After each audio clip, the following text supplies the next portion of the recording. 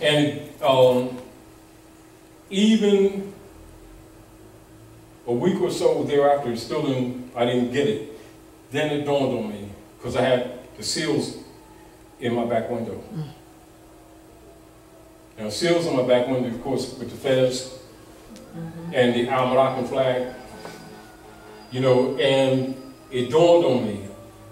It's not that they don't like us, they don't like niggers. Do you understand? Because most of them, in their rituals, they got feathers too. They know that the uniform they wear belongs to the Moors. Our people don't know it does. Do you understand? And then a lot of the activity that they do had to do with decades or centuries of wars between the Muslims and the Christians. And so they're on the defensive too, if you understand. And then, of course, the claimers know that the United States, the Republic, was set up between Muslims and deists. And as you already know, the official title of the Kyklos, or the Ku Klux Klan, are the Grand Protectors of the Christian Creed. That's their official title. All right? So when you're looking at them, you're also looking at Knights Templars. You know, Knights of Columbus, which is their collection arm, their monetary collection arm. And what the point of it is that it dawned on me, the seals in the back of my window. You know, so that was a signal to me that I didn't catch at the time. I have to be honest, I didn't catch it at the time. But I thought about it later. Likewise, a couple of years ago, when I had to do a class in Atlanta, me and, who was it, me and Abdullah, or was it me and Abdullah? No, it was me and Sabir. Me and Sabir went down there, and we were going to these, looking for some old bookstores, because this is what we always do when we go in areas like that. And this European was sitting in the doorway, with his legs crossed, reading the newspaper, right? So he looked up, and he said, "You boys looking for some old books, huh?" You know, so you know that's how they talk with a strong drawl and everything. I said, "Yeah, we're looking for some old books, particularly, you know, some old law books, etc." So he saw my seal. I had my seal on that seal my wife sent me before. And he says, "Go straight to the back, go to the right, and tell the guy pull him out from the counter." You know, and he was very, very friendly after that, you know. But I noticed every once in a while, because you don't think about it all the time, certain signals that they see you ain't black and ain't no nigger, they know that you got some culture. But and particularly that time when I went to Ponce de Leon, to the movies, it gave me another view. Although I had written it, because I had actually written that lesson book for my children, to be honest with you. But it gave me another view, because I always, you know, promoted with my children not to take on biased attitudes, even though you're battling the European. Don't take on biased attitudes. Deal only with facts, with the spirit of the man. And the more and more I look at it, and then I understand when Drew Ali said he traveled the South, and he see the life that we live creates a lot of problems, and I found that to be absolutely true. But nevertheless, what we're dealing with today in these times is a lack of consciousness with our people that is very costly. And that is not the identity crisis, not knowing the seriousness of it. And this is also back to the issue of people not suspecting or not knowing to suspect people amongst our own who keep promoting that black brand with our people as if it's innocent and as if they don't know better. Because, you know, you'll see that very often that upon a challenge, our people will immediately start making excuses for them because they're either Muslim or they're minister or they go to their community organization, whatever. And the truth of it, another scholar knows that scholars know this information. just because they may not speak of it in their clubs, they're not absent of this information, because anyone that's a scholar, anyone that got any kind of degree, got this information in order to get them degrees.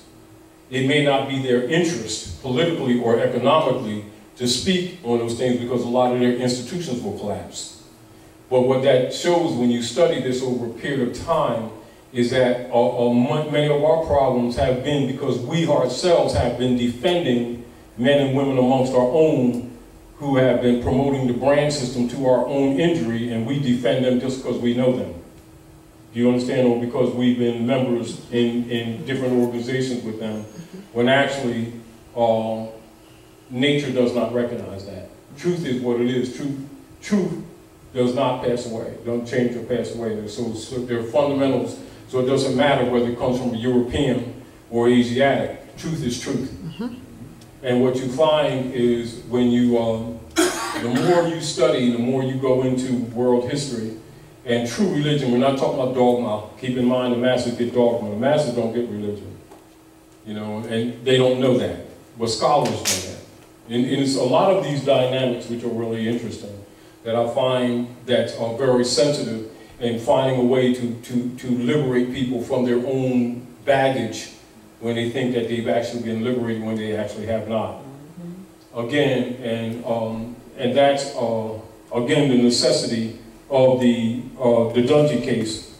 Now I'm just going to read again partially from the Dungy case for the purpose of the Nom De Guerre, and this is only because we have a few other, because I didn't plan on going to this part, but because we have new people here, I want them to see that, and then we're going to go into the issue of the reconveyance principle on foreclosure a little bit on the basis of the Nom De Guerre. But let's go to Lincoln defends Moore. Now keep this in mind, we're not going to go through the whole thing, because I'm only going to go through two parts, but I'm going to deal with the etymology of black. And this is to dispel the trolling that has taken place in recent months as it's become more and more effective with people starting to develop. Like for instance, like what occurs when I was coming to the train station, about 3 people approached me. And of course, which you already know, when we was traveling, about 2 or 3 people, and thanking for what they've learned. But that's the reward. That's the reward. Islam. Now keep in mind, this was when Lincoln was a lawyer 5 years before he was president, right? And we're not going to go into this case much, but except for what Lincoln stated to present to you that the issue of your true pedigree is not a new issue, because a lot of people try to act like it began with Drew Ali, and then act like unless you were a club member you can't be who you are type thing, which is another fraud. You know, so let's go to a suitcase that Lincoln did, and let's go to Lincoln's statement. Abraham Lincoln. My client is not a Negro, though it is a crime to be a Negro, no crime to be born with a black skin. But my client is not a Negro. His skin may not be as white as ours, but I say he is not a Negro, though he may be a Moor. Abraham Lincoln. Mr. Lincoln, interrupted Judge Davis, scarcely able to restrain a smile. You mean a Moor, M-O-O-R, not Moore, M-O-O-R-E. Well, Your Honor, Moore, M-O-O-R, not Clifton H. Moore, replied Mr. Lincoln, with a sweep of his long arm toward the table where Moore and I sat. I say my client may be a Moor, but he is not a Negro, Abraham Lincoln. Now, for those who don't understand, how many of you know about the Dred Scott case, which is the most serious? Yeah, that is the most important slave case ever to come before the Supreme Courts of the United States. And unless you've been told by a true scholar, the pseudo-scholars will immediately start talking racism, when actually the issue was status.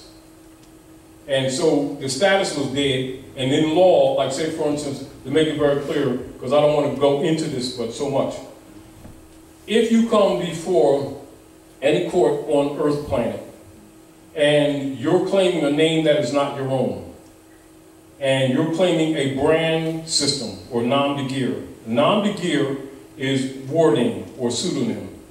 North America is famous or infamous for Nom De Guerre. Nom De Guerre such as Negro, Black, Colored, Indian, Coon, Shine, etc. These are in law are called Nom De Guerre. Now, all scholars know that persons bearing those tags, because they're tags and brands, are generally provably of Moorish descent. Those brands were made up by Dutch masters, mostly from the East Dutch Company. That's where it mostly originated from. And it was a practice by the Europeans to tag their defeated Asiatics. Those were Africans who were defeated. So when you want to see either the Africans, they're also referred to in international law as Moriscos or in Moranos. Moriscos, Moranos, these are Moors who are called conversos. Those are Moors who betrayed their own and start claiming to be Constantinians under the guise of Christianity, which means they sold their own people out. All right, so those are referred to in history, in world history, as Moriscos, Moranos, conversos. And the descendants of such persons are tagged Negroes, Blacks, and colors. Negro means monkey. You know, but these, what they do, it takes the people outside of heritability. How's that done? Because the world's oldest running treaty, as Obama has said, is the Treaty of Peace and Friendship. And he went to Egypt, which is capital dominion of the Moroccan Empire. And those of you who know history understand the dividing of the Moroccan Empire between the Constantinian order, or it will be written in history as the Christian nations, and understand it has nothing to do with Jesus, and it has nothing to do with divine. It has to do with conquest, all right? The popes of Rome. Because understand, the Constantinians used Christianity as a front. Are we clear? Now, all scholars know that. However, people who are non-scholars don't know that. Now, you have some of the Christian order who studied ancient Asiatic African culture and also wanted to stop the hundreds of years of wars between the Muslims and the Christians, i.e. the Moors and the Constantinians. And they are known as deists. Deists. So write that down so you can do the research. The most famous of the deists are called Thomas Jefferson, John Adams, Benjamin Franklin, etc., who are also referred to as the founding fathers for the United States order, although they're actually brought under the care and protection of the Emperor of Morocco. And most of you know about that when you read George Washington's papers. And of course, you know that part of the history is more suppressed, except for people that are in your higher degrees of masonry or skull and bones. They get that information, but they take death oaths not to reveal the secret, so they can't even tell their own family members. But they know this history. And so do all you so-called marching, praying black leaders, most of who were 32-degree Masons. That would include Martin Luther King, Jesse Jackson, Abernathy, all those club members. All of them are Masons, and they all got this information, and they all of them got a Moorish fez in secret. And once they get 32 degrees, they got a certificate that says Assalamu Alaikum, and they get a holy name. You know, so that's how it works. That's the real world. That's the real world. And when they've been taken to the mountaintop, they're showing the great seal of the Moorish nation. That's that pyramid with the eye of Allah at the top, which you will see right there in the Library of Congress, written in the ceiling. It's not even a secret. You know, and one of the things they do, they hide things right in your face. And our people usually have their biases. And so they, you know, they think that when they say Muslim or Christian, they think they're talking some spirituality. No, it's political. If you understand what I'm saying to you. But the deal of it is, the treaty is supposed to break that mystery system and liberate people. And it's to make peace between the Constantinian world and the Muslims, i.e. the Moors. And as you already know, when Queen Isabella and King Ferdinand of Aragon and Castile merged their kingdoms from Al-Andalusia when the Red House fell. And the Red House, this is why they even used the Red House in Masonry. The Red House is the Alhambra. And then they set up the Global Estate Trust to control and to administer over all conquered Moorish lands. You know, so when you go into your war records, or anywhere around the world, doesn't matter, you'll see the dividing of the Moroccan Empire. You'll see British Morocco, Spanish Morocco, French Morocco. And this goes on right here now. And so it was necessary for them, in order to maintain what you call conquest or servitude, to create the Nom De Guerre brand system in order to remove the people from descendability. And all they needed was a few generations where the people actually forgot their bloodline. And then they would start taking up these things because their parents and friends would be saying that they're green people and orange people, and it doesn't matter what color you are, and they start actually thinking this is reality, not knowing it was designed to steal their birthright. You understand? And now some people who get woke a little bit think that because they come back to Islam, religion, or Judaism, both of those are Asiatic religions, understand? That they thought that they were actually coming back home or getting out of the Europeans' colorable jurisdiction, when in fact that's not. It is the bloodline. Without the honor of your mother's father, don't matter what you claim, you have no right of estate. And this is what's been going on.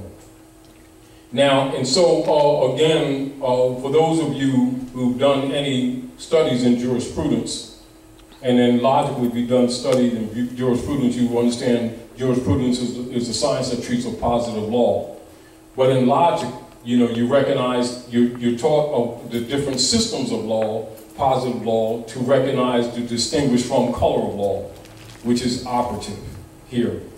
And those of also who know the history understand the history of Abraham Lincoln and when he bankrupted the United States Service Corporation that Benjamin Franklin had set up in France to deal with the enumerated powers.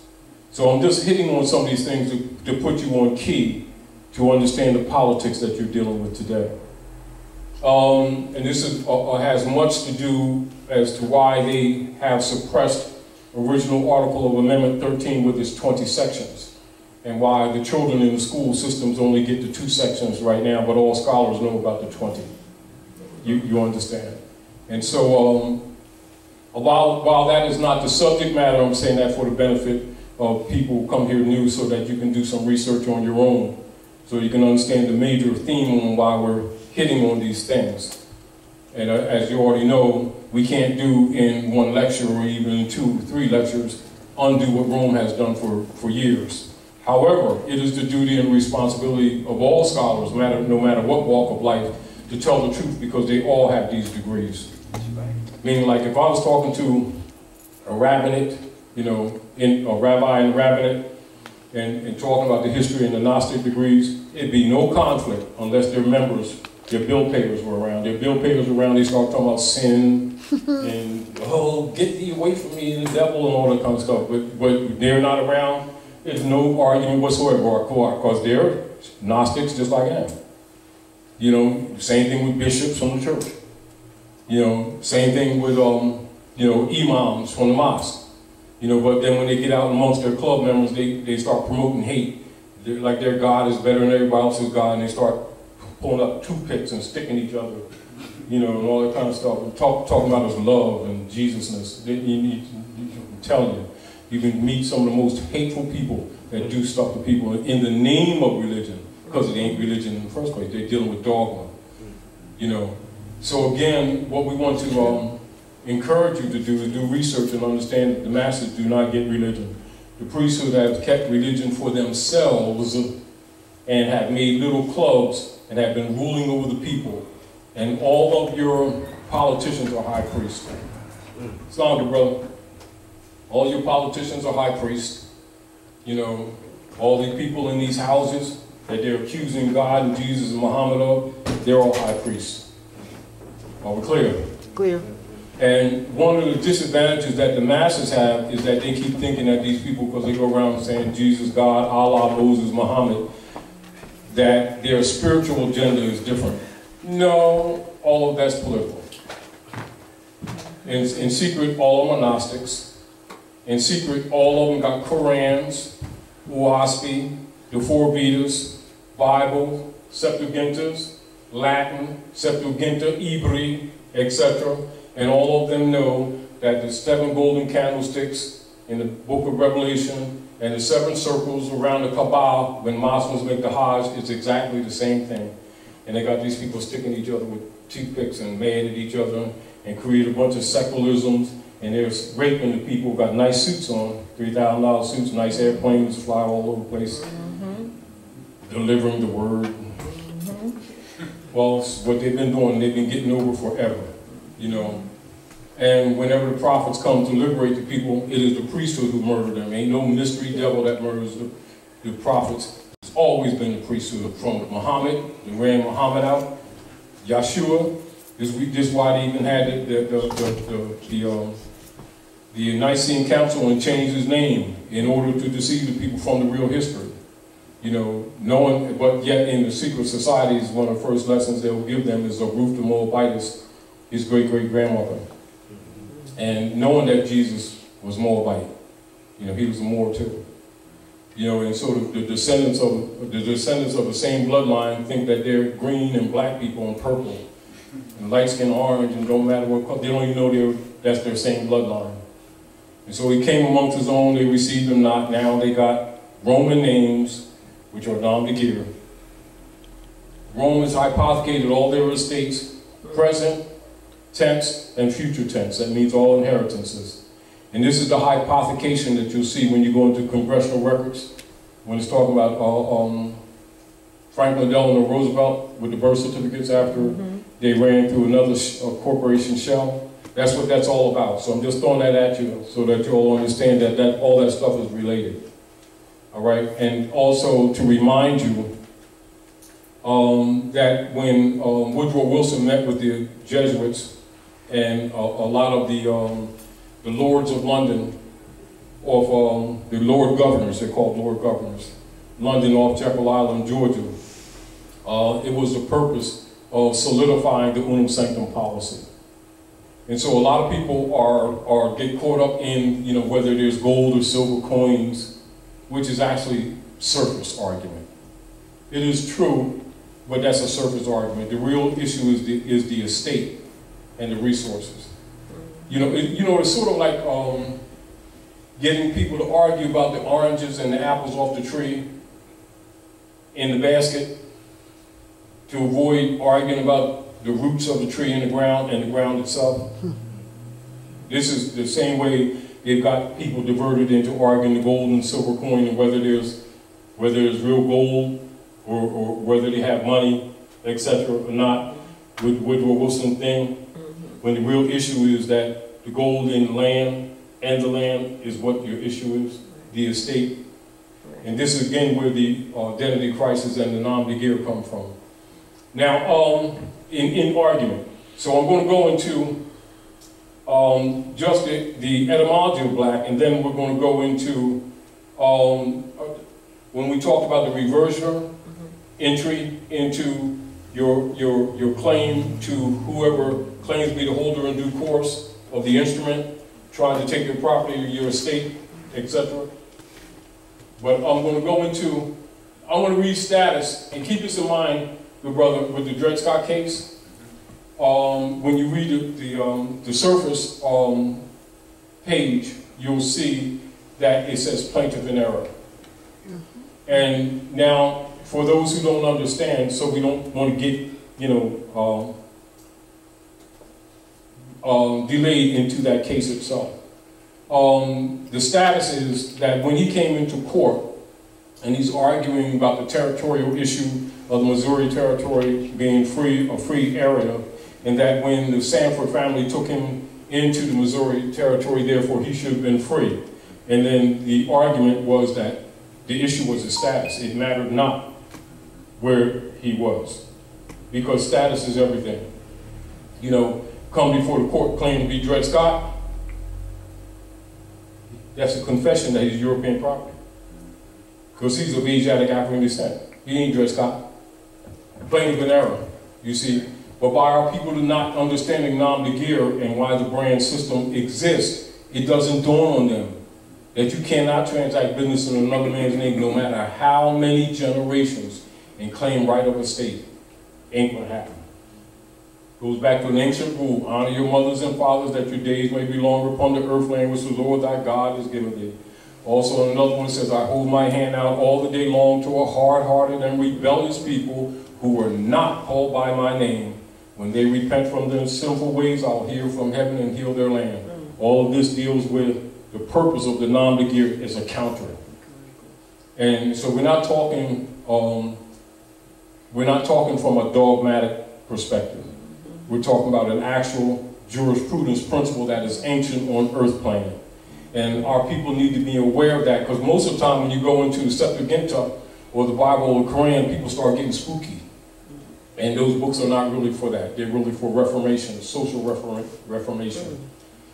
So, status is the standing, the state, or the condition of the person. It relates to the legal relation of the individual to the rest of the community. Keep this in mind. This is very important. Status relates to the rights, the duties, the capacities, and to the incapacities which determine a person to a given class. It is a legal personal relationship, not temporary in its nature, nor terminable at the mere will of the parties, with which third parties and the state are concerned. And while the term status implies relation, it is not a mere relation. Status also means estate, because status signifies the condition or the circumstances in which one stands with regard to his property. And see, so now keep in mind, in relationship to heritability, in relationship to right of estate, etc., these are fundamental, what you would call law principles that are universal on earth plane. So when you have people that are taking a position of leadership amongst any group of people and are talking about their rights and their liberties and fail to tell them these fundamental truths while having them march all over the place making fools of themselves, that's a COINTELPRO operation. Another scholar knows that, a non-scholar don't recognize it. Do you understand? So it's quite difficult a lot of times if you try to rescue people that think you're attacking their leader guy. You know, when you know that he knows this stuff. You know, but then they're going to tell you about ancient Egypt and Kemet and the melanin in the universe and stuff like that, and Hotep, and then turn around and call their own people black, knowing that they put them in the black code as soon as they said that. Do you understand? It's sort of like, you know, it's sort of like going around in the name of helping people. You know, you don't have water, so we're going to dig wells. So we dig wells, charge you to dig the well. We're going to give you a break on the price and everything. But then we use your well as a bathroom, as a toilet, and you wonder why you're getting sick. It's no different.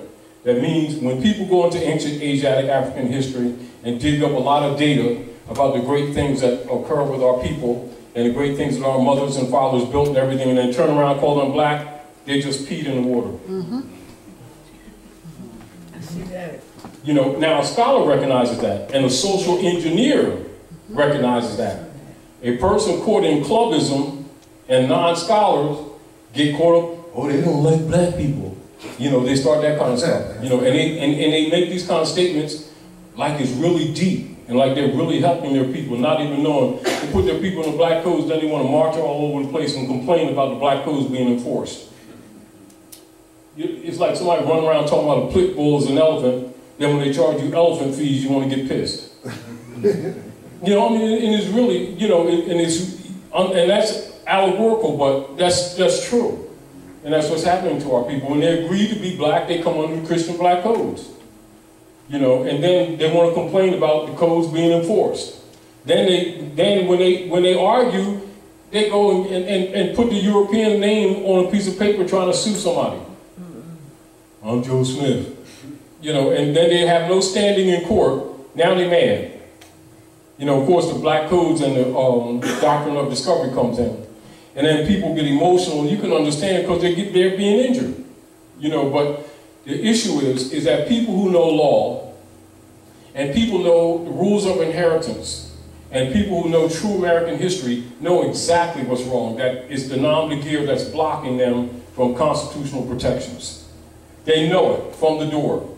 And they avoid it because what would happen? The black organizations they belong to would be immediately identified as a COINTELPRO operation. Of course, people will stop funding it. But it's so subtle that most people don't even get it. But a scholar sees it immediately. An engineer sees it immediately. An emotional person that's biased, say, don't you be talking about my black leader guy. You know, not knowing he got 501c3 skull and bones agreement in his back pocket, getting paid off in the back door. You know, keep this BS going on and then pointing his finger at the European. This is another reason why we put out the Dungy case in short order, to counter the trolls that have been put out there to keep trying to make this information sound minimal, or like it doesn't, that it has no universal or principle or application, and it has absolutely universal application. Now, estate is the interest which anyone has in lands or in any other subject or property. Notice that. Any other subject or property. So subject is broad, isn't it? Any other subject. An estate in lands, tenements, and hereditaments signifies such interest as the tenant has therein. In this sense, estate, quote unquote, is constantly used in conveyances in connection with the words right, quote unquote, title, quote unquote, and interest, quote unquote, and is in a great degree synonymous with all of them. These are fundamentals. These are fundamentals. So, from a point of truth, Europeans and other Asiatics who come here from different countries are not absent, and they have not been subjected to the Christian black codes, which are commonly used here. Therefore, these fundamental principles are known by nationals all over the world.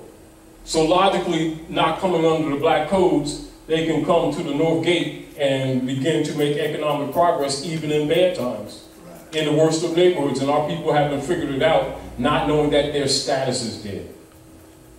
Do you understand? So what we need to honestly do the best that we can is give some comprehension and understanding to our people so that they themselves can willingly on their own honor their mothers and fathers, but understand the relationship it has with the rest of society. And that is not a mere or minor relationship, it is very important. If they fix that, a lot of the other stuff would fall in place overnight.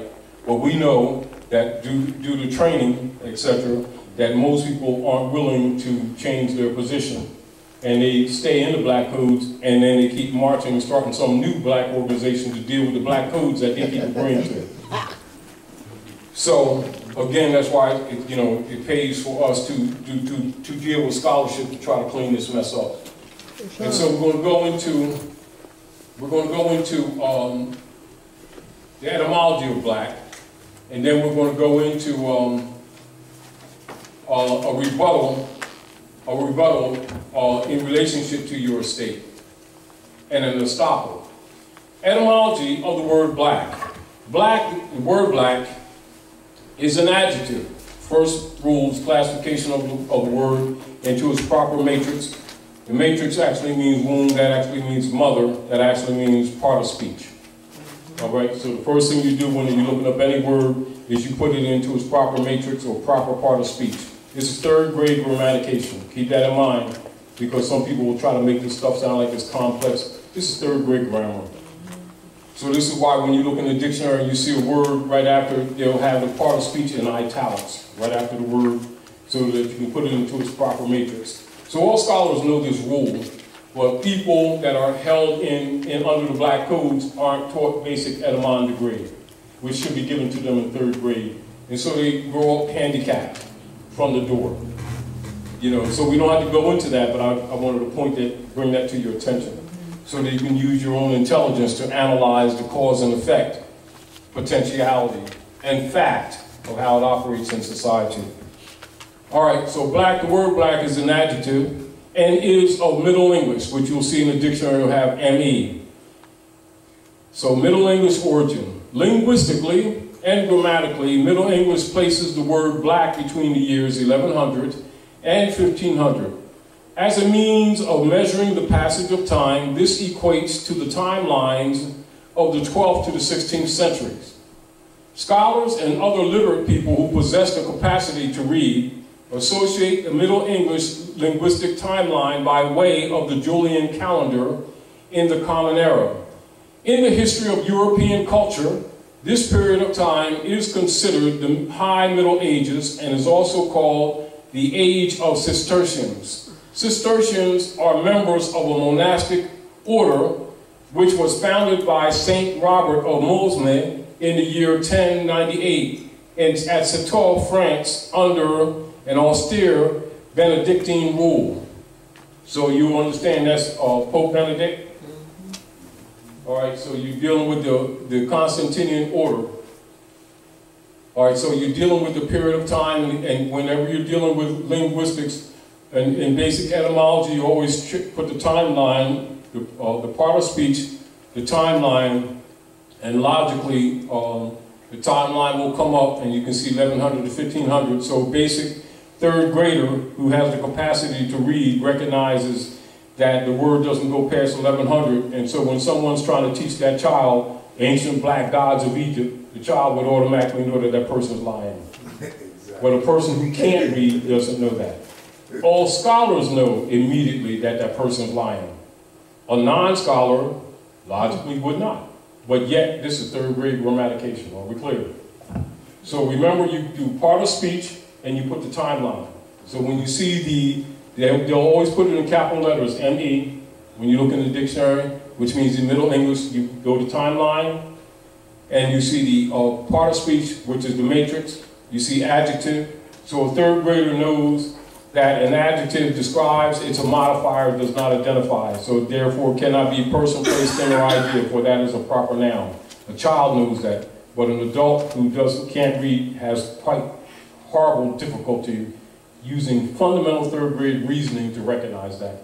So therefore they teach their children that they're black, put them in the black codes, and try to make like it's some kind of spiritual Afrocentricity, not knowing, some not knowing, and many who do know, but they're compromised, will promote it knowing it's a lie.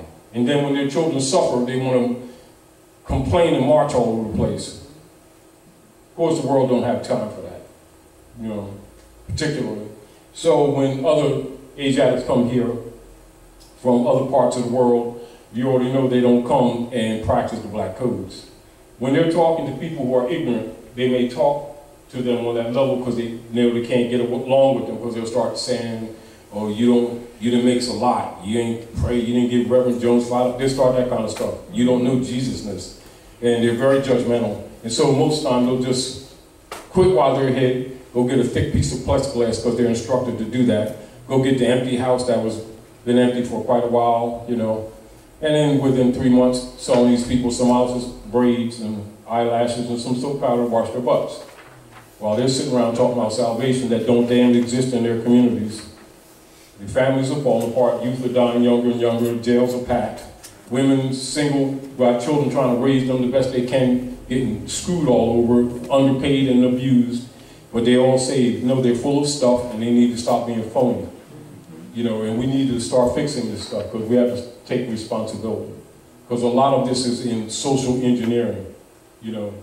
And so if you are not willing to take responsibility for your own care and your own community care, the rest of the world is not obligated to. You know, you might get knocked down, your responsibility to get up. All right? So, the etymology of the word black is Middle English, and Middle English is derived from the Old English word black, B-L-A-C, which linguistically places it from the language of the English people from the time of the earliest documents in the 7th century to about 1100. And both of these English words, black, B-L-A-C-K, and B-L-A-C, are derived from Beal, B-H-E-L. Thus, black originates from Beal. The origin and true meaning of the word Beal is to shine, to flash, burn, shining white, and various bright colors. Beluga, 1, from Russia. Bellier, from Russian, Bellier, white. 2, Philorote, from Greek, Philoros, having a white spot. Now, just with that first true origin of the etymology, what does that have to do with you? What does that have to do with these Asiatic people? What has to do with their bloodline or anything about them? And yet it's been accepted as an identity. Therefore, they're logically declared incompetent. It's an adjective. Because it doesn't even mean dark. It actually means pale and light colors. So when they're running around saying black power, they're saying pale power. Then when the European uses it, the same way they call it European white man, which means sovereign, they get mad because he acts like sovereign, just because they can't read. You get the point? Meanwhile, these are the same people who keep talking about they got a special personal relationship with Allah, Jesus, Moses, Muhammad, Confucius, and Buddha. And they only know their own bloodline. And always talking trash to the rest of the world. And it's not to say that we're not catching it, because we are catching it. But we also have to take responsibility for the things that are wrong, that we have a responsibility to clean up amongst ourselves. Anyway, so the etymology of the word black is Middle English, and Middle English is derived from Old English, word block, B-L-A-C, which linguistically places it from the language of the English people from the time of the earliest documents in the 7th century to about 1100. And both these English words, black and black, are derived from Beal, and thus black originates from Beal. And the origin and the true meaning of the word Beal is to shine, to flash, burn, shining white, and various bright colors. Beluga from Russian, Belier, white. Philero from Greek, phileros, having a white spot. Beal is a suffix variant of bilou, blue, derived from Old French. Bleu, B-L-E-U, B-L-U-E, derived from Germanic, bilwaz, or bluewaz. And bil has various extended Germanic forms, such as bleach, derived from Old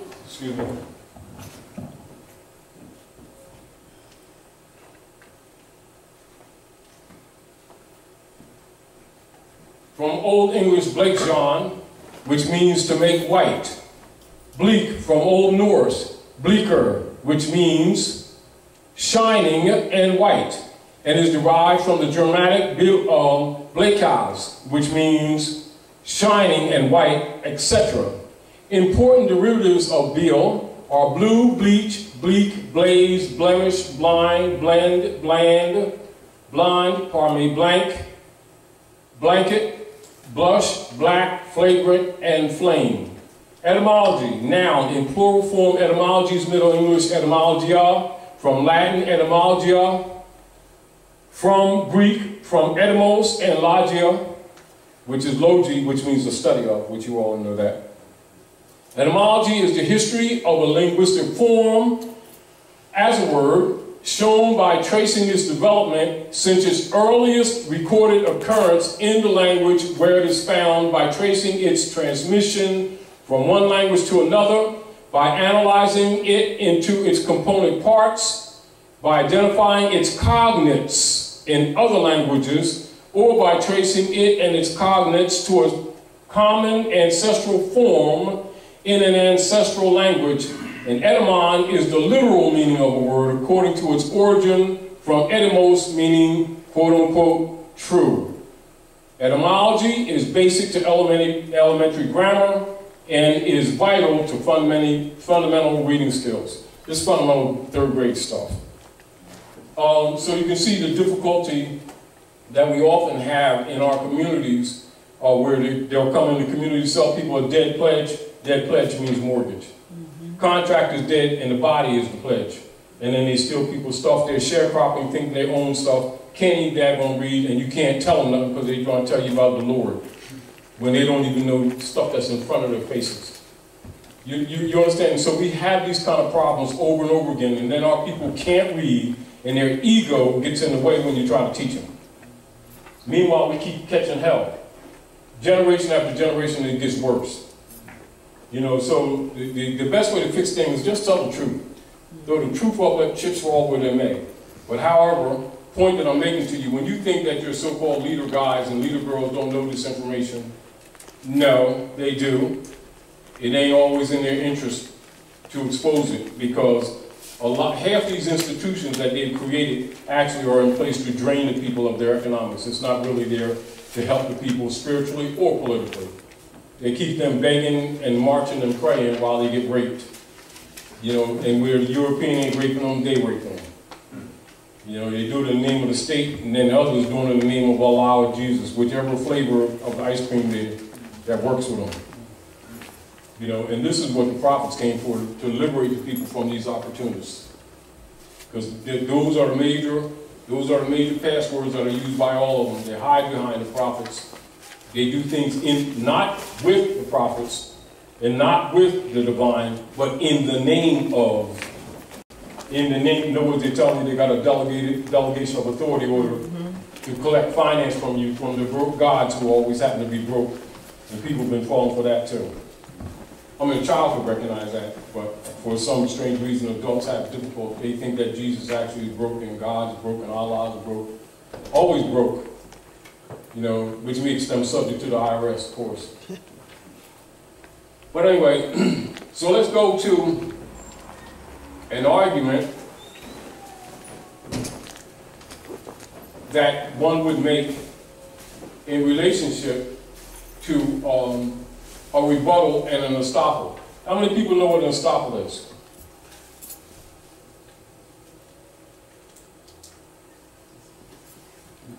No hands?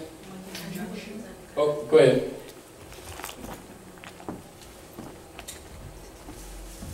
It's something to put in place to, I'm not really sure. I mean, I've used the term, let me clear that up, because, you know, I want to be correct, because this is a science when we're doing this, and so I didn't bring my book, but I can look it up for sure, you know, that's how we can do things. Go on your law book and look it up then. All right, I will do that. Estoppel is simply like, if there's an assumption, if there's an assumption on someone that makes a claim, right? An estoppel is essentially you're presenting an affidavit or a statement in truth to stop or to rebut or to interrupt that claim and to state the facts for the record. Okay, that's in a synopsis what it is. All right, go ahead. All right. Go, come on. So let's get word for word. All right. The principle that precludes a person from asserting something to, wait a minute, hold on. Something contrary to what is implied by a previous action or statement of that person or by a previous pertinent judicial determination. So, whatever is set for the record, meaning that if someone has made a claim, or entered into a record, a statement, or said against yourself or an estate or something like that, or made a claim, that is like technically like a rebuttal. So this is the fact, dismissing the claim that's thereby stated. Like if somebody say, Nyla, we own your car and we're coming to get it, and you start arguing the amount or something like that, rather than doing a stop and say, no, you do not. I own the car, or the car is, I'm steward of that car, etc. And I did not give up my right to it just because you falsely transferred the original manufacturer's title of origin to the corporate state without letting me know that, which is a fraud. So I'm claiming right of my estate. That would be an estoppel. Do you understand? Would that be placed, estoppel, would that be placed on top in the affidavit, or in the affidavit, in the body of the affidavit, or is just the, I mean, how would you put, you know? This is an example. So this is an example, all right? Now, The term, I'm saying. yeah, now, I mean, James told me to share this. This is an estoppel that he currently is using for an alleged, and I want to analyze this with you all too, all right? Now this is, as you already understand, Wells Fargo Bank. Now you see that NASBM 2 World Savings Bank Incorporated versus James Warren. You see that? All right, now, what do you see in those first two, in that first line? What do you recognize in the law of contracts that you see in that first line that you would argue for purpose of rebuttal, and estoppel. Wells Fargo Bank, N.A., SBM 2, World Savings Bank Incorporated. What do you recognize immediately? That's not the World Savings Bank. Besides the caps, I recognize that they've transferred. There's another party that have not entered into contract with. Immediately you recognize It's two parts. third party interloper. Third party interloper, yeah. So, third party interloper. So immediately from the very beginning, you got law argument to dismiss the claim, don't you? Islam. What happens if you miss that and don't claim it? It's waived, isn't it? Yes. Any right not claimed is waived, isn't it? Yes. So this is essentially an estoppel. Are we clear? Islam. So 90% of the time, if you get an instrument from the corporate states or agencies, if you understand how to read, or if you understand basic jurisprudence and basic right of inheritance, right of heritability, and the hypothecation that has taken place unlawfully, you would argue that, wouldn't you? Islam. What occurs if you argue amounts? That's not the argument. Say it again? You're in error. Why? Because it's a state issue. It's not about money. All right, if you argue amount, that means you agree that the contract is valid. Oh. Because it's not an issue of amount, it's an issue of principle. Are we clear? And the issue whether or not you, me, or anyone else recognizes fraud from the door and know to argue the fraud. That's Are plaintiff. we clear? That's plaintiff in error. Plaintiff in error. All right. What is the problem that usually occurs with our people in arguing these issues? 9 times out of 10, they make the argument in the European's name. Yeah. Right. Well, that's Jane Warren. Are we clear? Which automatically makes them state property.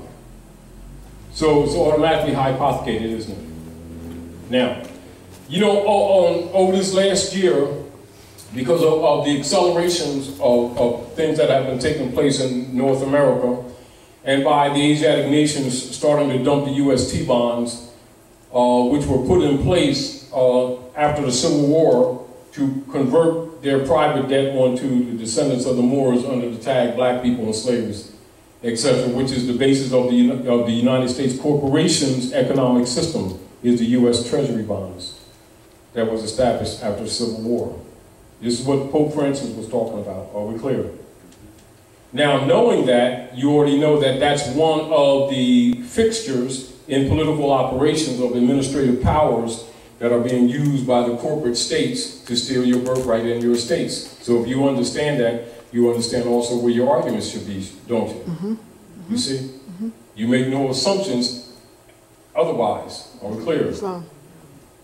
So, now, partially from some operations that the corporate operatives of the agencies were using would be pursuant to Pennsylvania Commonwealth's appellate rules of procedure, right? That's 102-301, emergency appeals procedures in relationship to the misrepresented foreclosure procedure associated with the designated surety assets. Now you need to know what's being said right there. What is being said right there in that first 3 lines? Pursuant to Pennsylvania Commonwealth's appellate rules of procedure, 102-301, emergency appeals procedure in relationship to the misrepresented foreclosure procedure associated with the designated surety assets and the property on the land deemed as 11 Delancey Place near the incorporated town of Downingtown, Pennsylvania Commonwealth of North America. Any comment? Any analysis that you're making in there? About the surety. Right. All right. What is the surety assets? What is indeed the surety assets? You are. We are. I mean. All right. Now, we already identified, Dr. Naila already identified third-party interloper with the World Bank. Right? Yet Wells Fargo is making the foreclosure through a third party, which is an admission they don't own it. Right. So if they're not the holder in due course, how can they foreclose on when they're not a holder in due course? Can't. So what happens if you don't recognize that because you can't read? Called latches. You start arguing issues that aren't relative to what's going on, then you're declared incompetent. The holder in due course, is that the holder in due All course? right, what constitutes holder in due course? That's right. I'm thinking, No, don't guess. What constitutes holder in due course? I'm not sure. All right, good answer. Always, if you don't know, don't start making stuff up because you're declared incompetent. All right. Holder in due course is one who holds the original mortgage and the promissory note together, never separated, and can produce that for the record. As a matter of fact, that's what must be produced when they move to court to do a writ of execution. If there's a writ of execution executed without presence of this instrument, those instruments never separated, then it's a fraud. That's what you should be arguing. Okay, guys. Are we clear? If it's I have a student loan, and they just, from 2002-3, and they just sent me something in August the 3rd in reference to, I forgot what they call it, when they try to take your money. Gardacy. Be very clear. Let me suggest something to you right now. If you have any intention of fighting anything, stop stuttering. Okay. Get clear on what your argument is and come clear and do not talk in a passive manner. Mm-hmm. If you do, it is no different than a wolf smelling a bleeding rabbit running through the field. They will pounce on you and remove your fur immediately. Right. So with the due course is the Department of Education. No. Who's that? That's the Who's law. it? The Department of Who's Education. Well, they're not. No, They're a corporation. It's a when was you talking to the corporation? Well, I never talked. I just. You even had a conversation with Santa Claus? No. Yeah. Now, let's get this very clear. What you want to keep in mind in these conversations is that they put the corporate entities up there, which are designated persons, but they're dead. You've been speaking to the dead? If you were speaking to the dead, then that means you must be dead. You see? So you don't talk to a corporation. What man or woman has a claim against your estate? Can you name anybody? Well, they've been communicating with you. Did you find out who you're talking to? I haven't spoken to nobody. I want you to recognize what's happening. I want you to recognize what's happening. This is what happens. When you start interchanging with them, and you don't start pulling the mask, the corporate mask off of them, they know they got you. From the door, pull the corporate mask off the communicators. Why? Because they're dead. The corporation's dead.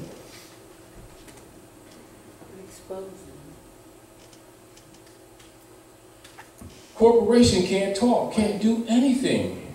It's an inanimate thing created on paper. It is a man or woman that must move to court to claim that he or she has a claim against your estate, or you're indebted to him or her. If they don't present themselves, you can't face your accuser. At that point, it's denial of due process. The same principle on how people understand this stuff be tickets. They was traveling down the street and everything, right? And they saw this flash. I don't know what that was, right? So they have these cameras on poles, right? Right? Now, if you understand how things work, and you go into court, and you're the magistrate, right? So I say, we got a picture of you going through the lights down there on 5th and Doodle Street. Right? Oh, you do? And there's camera and all that kind of stuff. Come from this angle and that angle. I'm going to put them on the stand so I can testify. So I can question my accuser. Well, you can't question the camera. Well, okay. Throw the case out there. You just beat them. This is why they keep training our people that corporations are persons, and you start believing and you grow up like that. You understand? Start living with the living and not with the dead. All right? Keep that in mind. All corporate entities are the dead. This is the reason why they will put the name that they address you with in all capital letters, because they are declaring you a corporation. They're attacking your estate through the corporate entity, which represents your estate, not you. But if you're willing to be dragged along with it, then I'll accept that and put the burden on you. That's how they can steal on your property. Good, brother. My question would be, okay, say in the statement, quote, the payment statement, it's in all caps that your name is. But when they send you this paper it's not your name, with a name that sounds like yours. See, these distinctions, get used to it. The reason we're discussing this is because we're talking Nom De Guerre. And the reason that we're discussing this, and it's not semantic, but that's how they're beating you with semantics. So when we bring these to your attention, you must pay attention to that, and you must change your language. At every point, not unlike in a boxing ring, at every point that you're in the middle of a fight and you feel like taking a selfie, expect to walk back to the corner with a black eye. Do you understand what I'm saying to you? As soon as you put your hands down, pop. They jumped me. No, not really. Do you understand what I'm saying to you? One of the ways they beat people is they'll address the estate that it was set up by the popes of Rome. The estate is the Global Estate Trust. That is called the straw man that you see in the Wizard of Oz. That's the all capital letters. So when you see that, and they'll do it on the mail, when they send it to you, to the address that they'll claim to be yours, if you agree that the address is yours. Not my. When you say my, possessive. So they created one jurisdiction. And you say, that's my name, created another jurisdiction. It's because it's not your name. That is a private Sister QB trust belonging to the Jesuits. But if they get you to start saying it's you, then you accept the debt. All right? So what you must always refer to it, separate from yourself. So let's look at this. James Warren Bey, the living sentient man, appellant and beneficiary of the James Warren estate. See? Might sound wordy to you, but you've just separated the living from the dead. See, they approach you in death and then drag the living, and that's what's called vampirism. They just pulled you into the pit. Do you understand? Now, this is how it works. You need to understand this is how it works. So we're breaking this down a little bit so that you have a concept of how you're supposed to be thinking by understanding how they're approaching you consciously. They're approaching you consciously. Go ahead, sister. Islam, I have a question. You talked about two documents that need to never be separated, the promissory note. Yes. And what other document? Yes. Let me write that down so you not forget this. Now, in law, in rule of lending, right?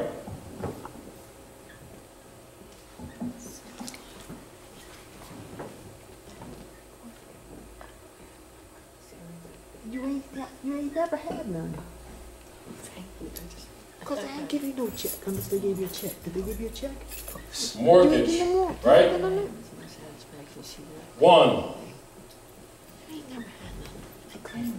Mortgage. And two. Promissory note. They ain't got it. They sold it within 72 hours of your signature. Now, in rule of law and lending, when a so-called mortgage is issued, That is called a dead pledge. Mort is Latin, means dead. Gage means pledge or contract. So from the door, it's a dead contract. Are we clear? Clear. Now, in the law of lending, the mortgage and the promissory note must never be separated from the beginning to the termination of that agreement. If at any time it is ever separated, and they always do separate them, their claim is dead. Bifurcation. However, most people never command that. Are we clear? And the evidence, which means you keep waiving your rights. Are we clear? Now, listen to this. This instrument right here is what's used as what?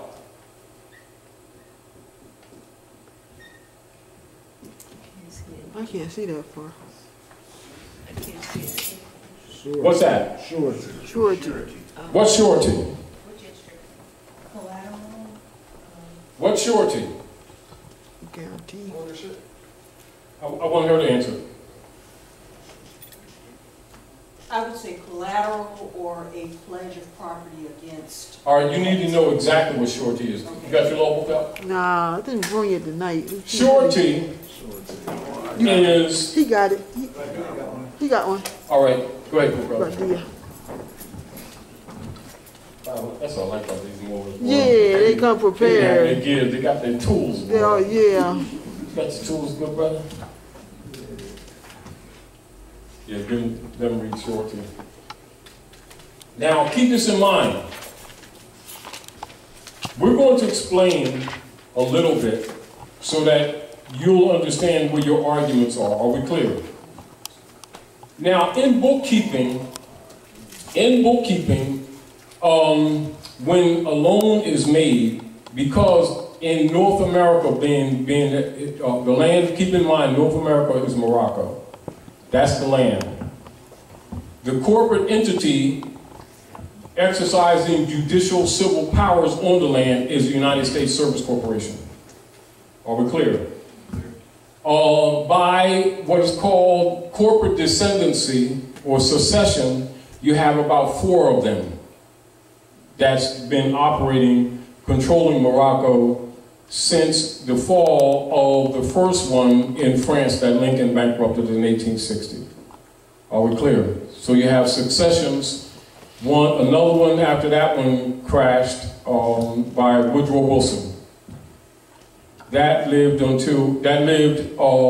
one, Lincoln bankrupted United States Corporation 1860. They did the coup d'etat 1861. Re-registered in Puerto Rico with the purpose of converting their debt onto the descendants of the Moors, i.e. these are tagged black people, i.e. Christian property, as chattel properties to back U.S. corporate government debt since the Civil War. This is what Pope Francis was talking about, all right? That one lived until 1913.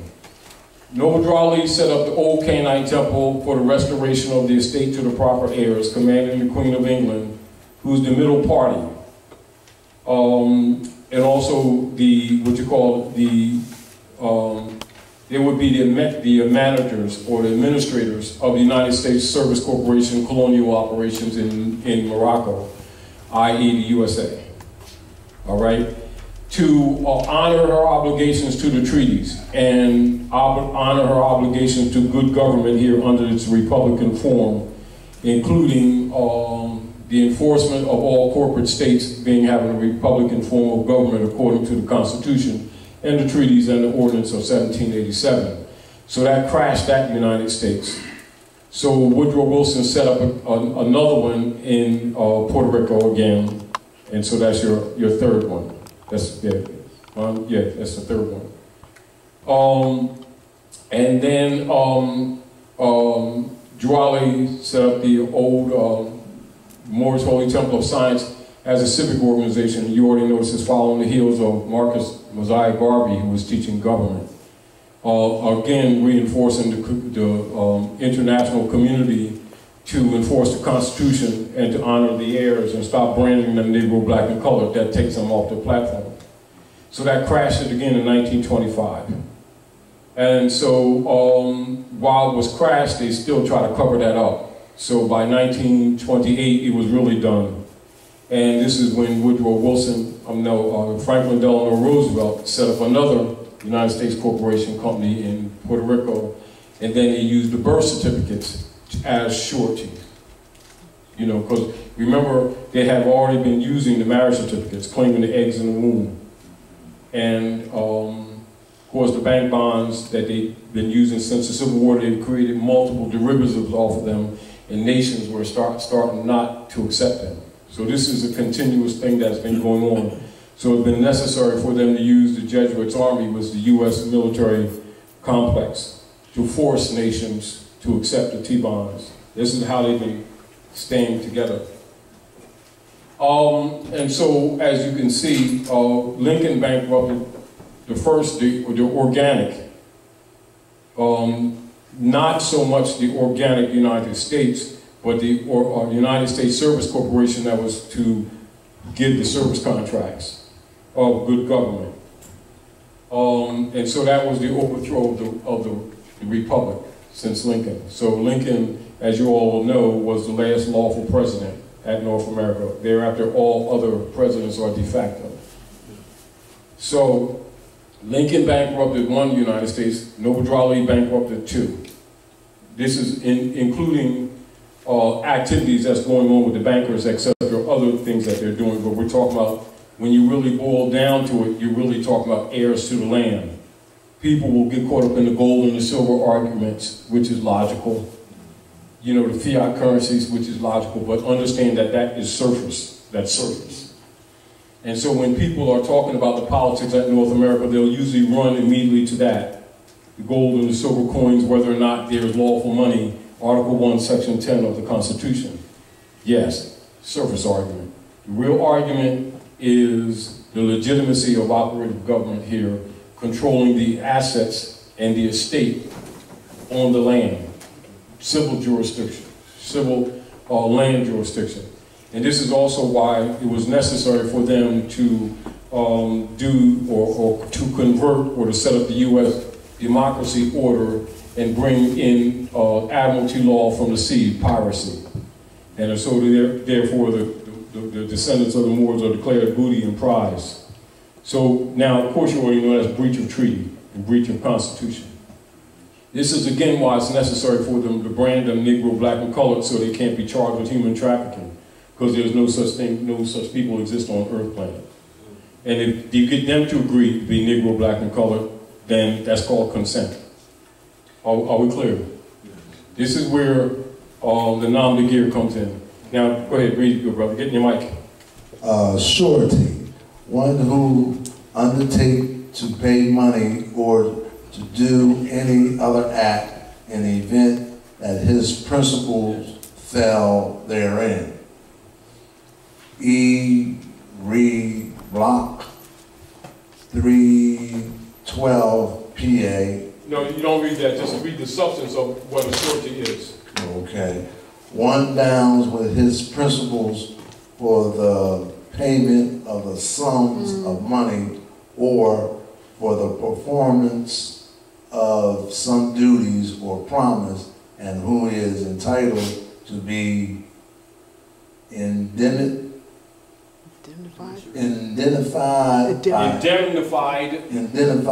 by someone who ought to have paid or performed if payment or performance be enforced against him. All right. Anderson versus now, True. All right, leave the law cases out, because we need people to understand what it is. All right, now look, in bookkeeping, keep this in mind, you all. In bookkeeping, the promissory note, the reason why the corporate operatives separate the promissory note is because the promissory note would constitute the surety. Are we clear? Mm-hmm. The promise to pay. Mm-hmm. Are we clear? Islam. Now, because Now this is where the gold and silver issue and what the abrogation of the gold clause comes in. Due to the fact that under a color of law, they abrogated the gold clause. This is what Wilson did. This is what the Congress did after they murdered Lincoln. Keep this in mind. Then keep this in mind also, one of the arguments that was being made on behalf of the heirs, the true beneficiaries of the estate, was called the Bureau of Refugees, Freedmen, and Abandoned Lands, loosely referred to as Freedmen's Bureau. Amongst other properties and restorations, he was supposed to be given some of the land back, 40 acres and a mule, plus finances to build whatever is necessary and supports. And of course, the Kabbalists wasn't having that. This is another reason they murdered Lincoln. Are we clear? Because they would have had to give properly most of the land back. Are we clear? Mm-hmm. This is also why original article of Amendment 13 was suppressed and is suppressed. Are we clear? All right, now, keep in mind when you all go into congressional records, and you all have this, that prior to 1913, that all property at North America was held like this. What? Look, y'all.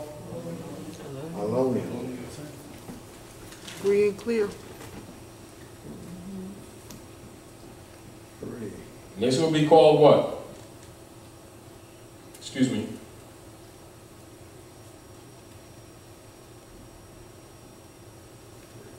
And sometimes with a single L.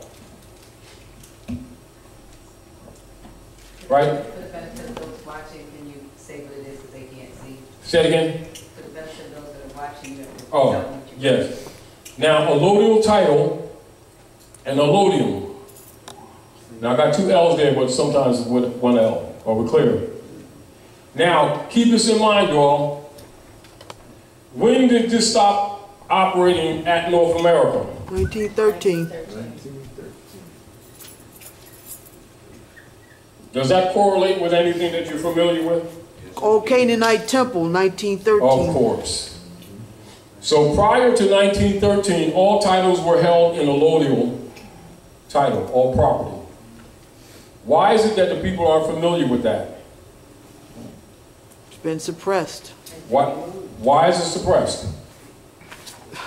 Somebody's getting something Because in the pocket. you cannot have the heirs to the estate thinking properly or making a proper claim.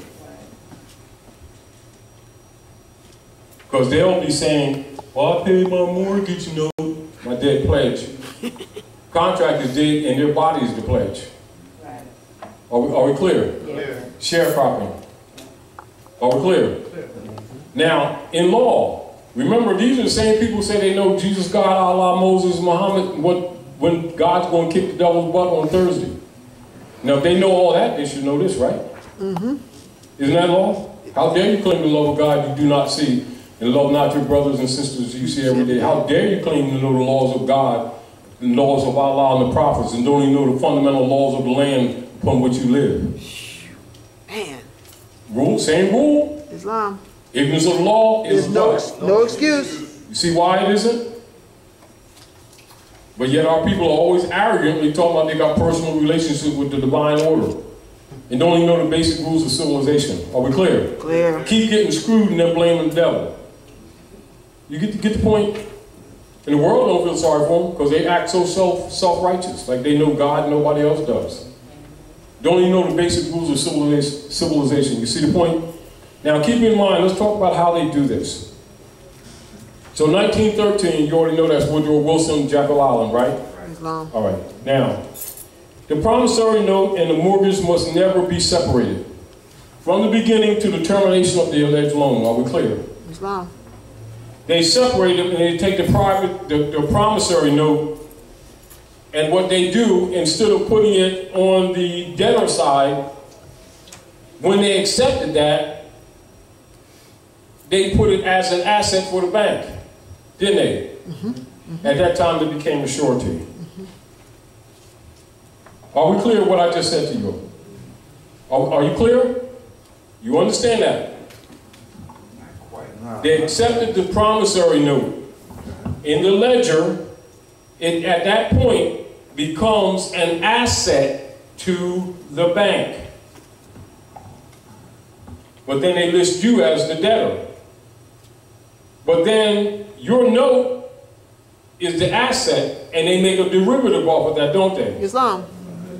So you just loan them the finance to pay for the bill.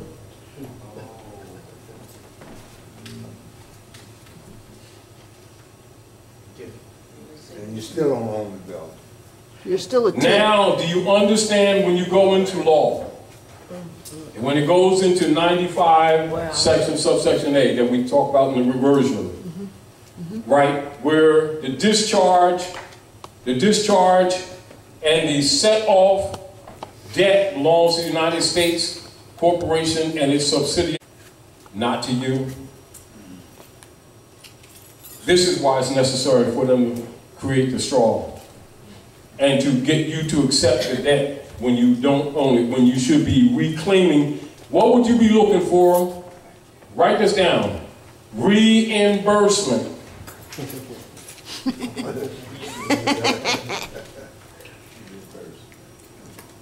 Remember when they was doing the sheriff sale in 2011, when we did that thing?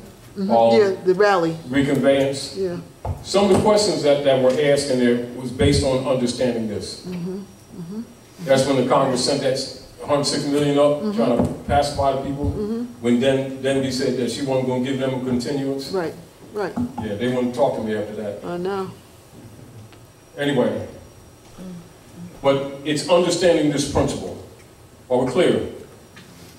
Now, a holder in due course, whether you're a person who's running a bank, or you're a person who owns a law firm, or even a collection agency, and they're coming at you saying that you owe them $2.50, making that statement in law, they're saying in law, I am the holder in due course. Are we clear?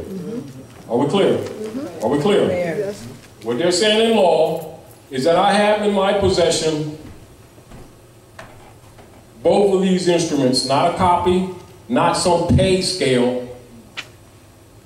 Do you understand? That I have the mortgage and the promissory note. And that such and such person, debtor, has failed to meet his or her obligations to the debt. Without saying that you've taken the promissory note and made it a surety, which makes it an instrument, and then you made it fungible. You know? Look up that word, fungible.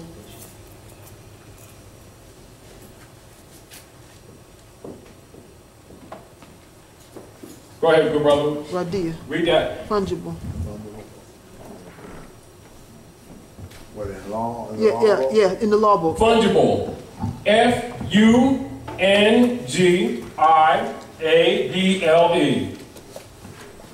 What does fungible mean? Go read in your law book, brother.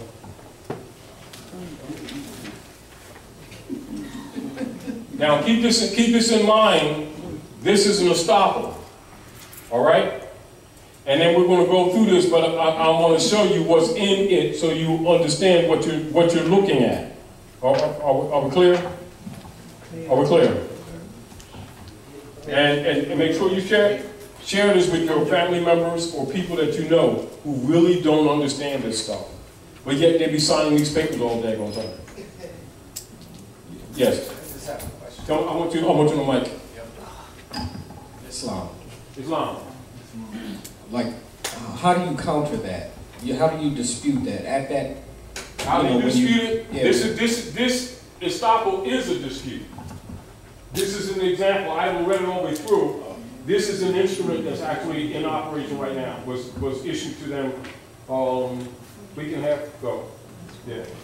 All right. Now, and so he wanted to share this with people so that whatever good it can do you in concept. See, because the deal of it is, and I tell everyone, If you want to help you, help someone who does not understand.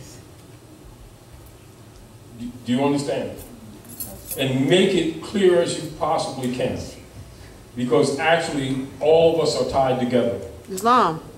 Are we clear? Islam. And you've got to understand that that's a truth in nature. Regardless of what your beliefs may be, that's how nature operates. And one of our greatest self-injuries is not recognize that divine truth. Are we clear? Islam. So I'm talking or sharing this information to stimulate your will power. Keep this in mind. This real lecture is actually on stimulating your willpower. Because it is your willpower is the great anti-venom to the dark priesthood. You have no other power. So don't get caught up in, let us pray and march. It ain't gonna work. Not that it doesn't help. It makes you feel good. Take a drink after you do it though. Make you feel better.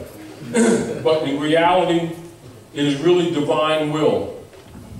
If you can get the people to just use their willpower, Islam, to reject that which is wrong, that is really where the power is. It's no real mystery, but most people don't understand that. And the priesthood will never tell that because they're usually on the second rung of sucking off of them. They got the other straw on the other side of your neck. Do you understand what I'm saying? In other words, the God game is a business. The sooner you can get that in your head and get over your emotions, the better off you're going to be. You understand? And that's not saying that you shouldn't be spiritual, but understand that the masses don't get spirituality. The masses get dogma. That's why it never fixes anything. But then their own ego blocks them from seeing the truth because they think they've been given the truth. And so it's sort of like they're in the doo-doo talking about this peanut butter.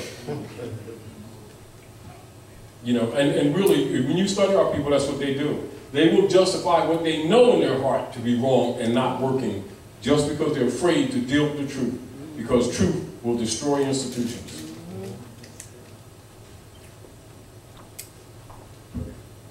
Islam. I got a question, correct me if I'm wrong. But from what I'm understanding is that a mortgage wasn't supposed to be no more than 9 months. And people have a 20 and 30-year mortgage. Why do you think, let's look at this, Dr. Naila came pick up, and I said, oh, Dr. Naila, I didn't notice that you had a new car, because I didn't see that one. I mean, you had told me before when I think back, because I remember the red one, Anyway, point that I'm making is this. You can take a car, say, any car, say, go a step above the average car. You go into different, it's usually about 4 different categories. You got basic, standard, economy cars, then you got basic run-of-the-mill cars. So you're dealing with like 20, 22 grand, then you're dealing in the 22 to 35 and 35 to 47 like that, and then 47 to 85 and like that. Then you get into your more expensive cars when you go past those 3 figures. Right? Now, imagine this. How many people buy, say a Mercedes as an example, or an Audi or something like that, and they pay 3 figures for it, right? And they make trade compensation within, 4 or 7 years, right? And yet they can make an agreement on a house that costs $75,000, and they pay 25 or 70 or to 70 or probably to 30 years, and it's called a dead pledge. But the average person can't think, they don't understand that it's set up bookkeeping. It is designed to keep you in debt. Are we clear? Clear. But you don't owe money, you owe the estate. Are we clear? Because you're not allowed to handle money. Because they've stolen your money. That's what the abrogation of the gold clause is. So they give you a dead pledge and they make you the debtor when actually they're the debtor. This is the whole thing that you must understand. Is that when you present the so-called mortgage, that the promissory note is a surety. Be clear on that. Are we clear? You need to understand that. So once it is made a surety, let's be very clear. Let's make this very clear. You're going to make a loan. Pull this. Right? You sign this. Right? And you ask him to loan you $50,000. Right? Mm-hmm. So you take this promise to pay $50,000 and then you convert it into a surety. At that time, it becomes an asset. That's right. That's bookkeeping, isn't that correct? That's correct. But then on the books, you make him the debtor. When actually you're the debtor because you just made this a surety. That's right. Wow. So you take his promise to pay, and you take the payments, and you call them the donors. Isn't that what them instruments call them? Yes. The donors? Yes. So if the instrument says the donors, what does the donors mean? Gift. Read the donors. Gift. Funded. No, the donors. The donors. He was on fungible. Oh, well, refundable, and we're going to go to the donors. One thing. One thing at a time. Yeah. Movable goods which may be estimated and replaced according to weight, measure, and number. So now, when it tells you that, then that means it's substance, isn't it? Yes, yes. So it can't be abstract. Does credit have weight? Nope. Therefore, no state can make credit, can they? Nope. They can only make gold or silver coin Yep. for payment of debt. Islam. Is that not the law? That's the law. So they're taking a promissory note, made a surety out of it, and then made it fungible. Is that weights and measures? Nope. See your argument?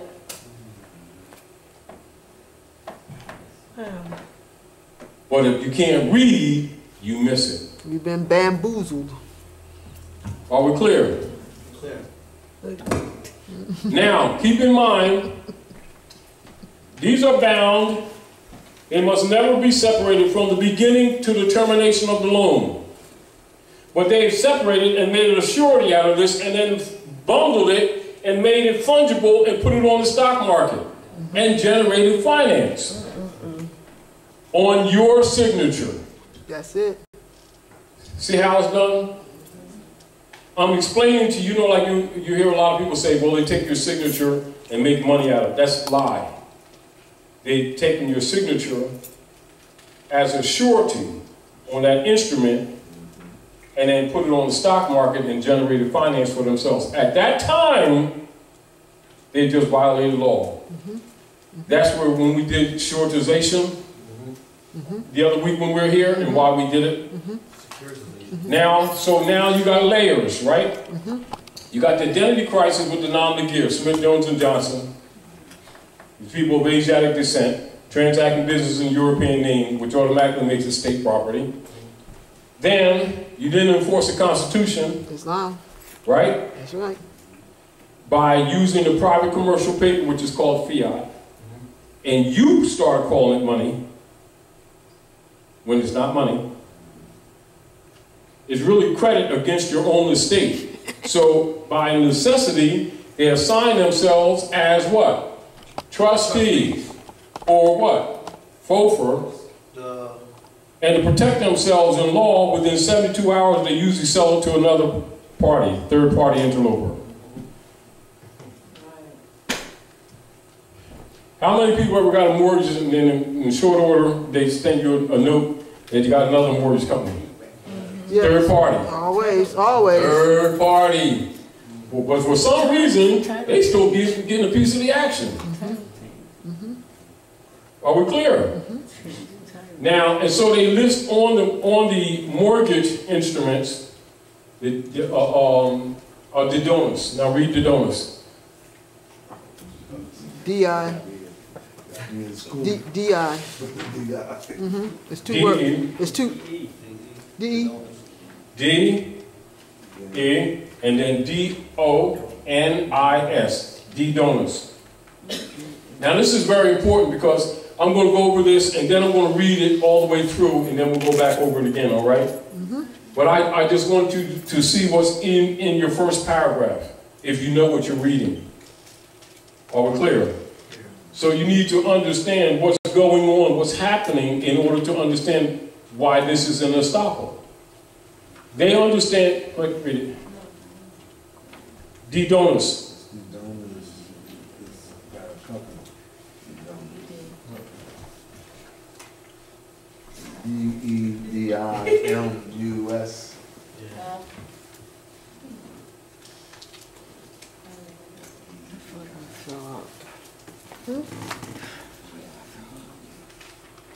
No, that's you putting fire in your belly to start a fight. What are you talking about?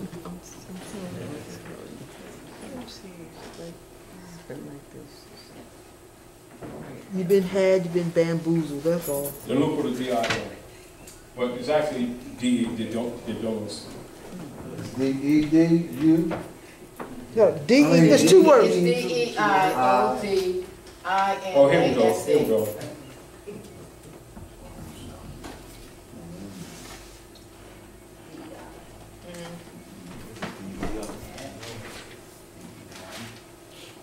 I have it pulled up here. Do you have it? Yes, sir. Go ahead.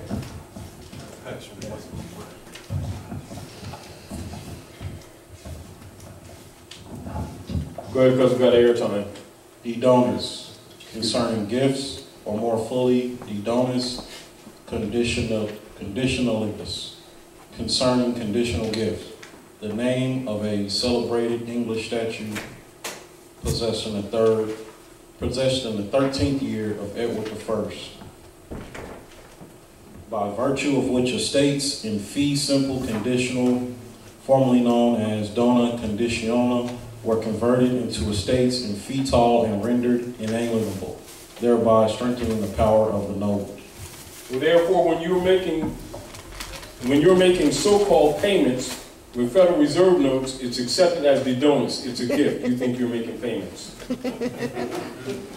Are we clear? Yeah. So it doesn't matter how many times you do it. It doesn't matter whether you think you paid up or not. At any time they can come and take the house or call the loan. See why that takes place? Because you're assuming one thing when another thing is going on. Are we clear? Are we clear? Clear. So in your mind, you're thinking you're secure in your property. You're actually going to share property and give these people's gifts. And they're actually putting a lien against your own estate that you don't know is your own estate. So they do a name of the estate that sounds like your name that's not your name. But if you say it is, you've accepted the debt. That's how the straw man works, or the transmitting utility. This is why Drew Ali said, you don't do anything else to claim your nationality. Are we clear? Clear. Now, keep in mind, in law, this is called securitization. In law, this is unlawful. Treason. Are we clear? Treason. This is why MERS was found by the Supreme Court on Europeans who understood this, because they wasn't taking the nigger hit. MERS, all the mortgages were declared frauds.